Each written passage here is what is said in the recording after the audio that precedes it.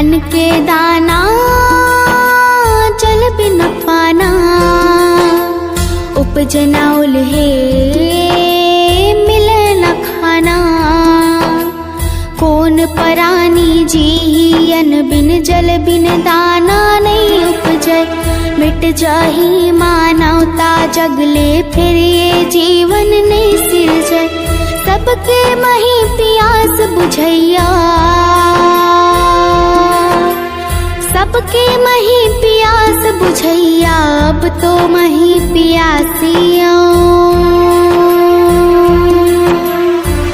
मैं हटावत पानिया, मैं सुखावत पानिया, मैं हटावत पानिया, मैं सुखावत पानिया।